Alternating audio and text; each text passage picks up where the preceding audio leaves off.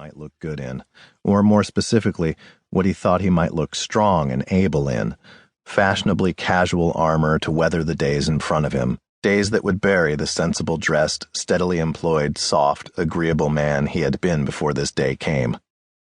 It was the moment in any epic myth when the warrior chooses the armor that will allow him to undertake the journey in front of him, or in less noble terms, it was the moment when the doctor's bad news and the subsequent beer and Vicodin urge one to finally take from life what has not been given. Take it, then slouch off in a golden haze, defeated by bosses who don't understand what it's like getting the X-ray that leaves one no choice but to start living like today is the first day of the rest of one's life. Defeated, sure, arguably, but at least he was making the exit like a champion, in a long, slow-motion walk that felt like the whole thing was being shot through a soft amber pill and lager lens. A foggy but determined, low-spirited stroll, with arms bear-hugging the big stack of clothing not intended for him, holding it close to the chest and clutched up under the chin. In the blurry background, the colleagues that noticed were just shaking their heads in the same slow motion that Matthew was walking with. The digression of bad news and bad habits and bad attitudes aside, hats off to our hero. His new look seems to borrow a page from 1960s European motorcycle racing fashion, albeit a type geared toward hungover, fatigued, lonely, careless, lazy motorcycle racers with a couple of days of stubble. If only on the outside, he's doing great.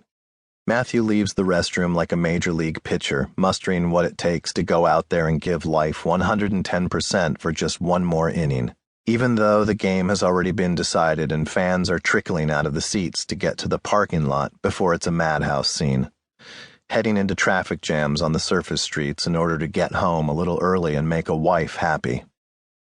He musters what it takes to leave the gas station restroom and buy his coffee inside the little market attached to the gas station by the expressway, like he always has on weekday mornings like this one. And a gas station market a mile or two outside of Westport, Connecticut, is as close to honest as Westport is going to get. Evidence of the human condition thriving here, no matter how hard these people try to deny it. A little concrete hut that seems to be saying, "While I am just an ugly little bunker of a store, and while I may sit just outside your well-scrubbed, exfoliated, moisturized, leafy, conspicuously status-laced suburb, my profitable inventory lays bare the secret of what you people crave beneath your stainless veneer. Pornography, cigarettes, tabloid magazines, diet pills, and beer." Matthew walks up to the cash register and pays for his cup of coffee, trying to effect the usual bored, dull, lithe stroll meant to telegraph a dependable stream of fat and steady checks that is not dried up suddenly, which is to say, he approximates the gait he had before last Friday happened. On the rack is one of New Time Media's magazines, and on the cover is an actor wearing the same outfit that Matthew is wearing. The same narrow, lazy, gray designer t-shirt, the same gray canvas pants with articulated knees, the black boots, the reissued 1970s Italian watch. The head does the production calendar math and, oh, wait, right.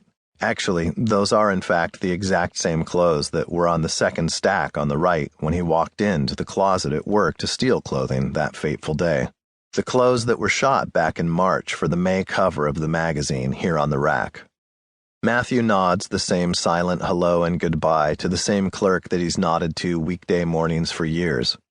As far as the clerk can tell, Matthew will drive into the city like he always has, and will go to work like he always does. Because as far as anyone can tell, nothing has changed, except, fine, yes, the way he dresses, and maybe the way he isn't shaving as much, and maybe the rest of the shit that's going down the drain weekdays between the hours of 9 and 7. The key goes in the ignition like it always has. The upholstery is trying hard to act like summer, to do that thing where it stays cool in the morning, even though the weather is already getting warm outside, but it's only the end of spring, so it hasn't really got the swing of it. The key is turned like it always is, and the dash beeps, the fast little beeps. The tiny orange lights on the console wake and wink, and the Bavarian motorworks are started. While the car idles, Matthew looks in the rearview mirror, reluctantly presses a bit on his cheeks and under his chin in a forfeited negotiation with time that always ends with the half-assed determination to soldier on. Fuck it, I'm not old, unless you're like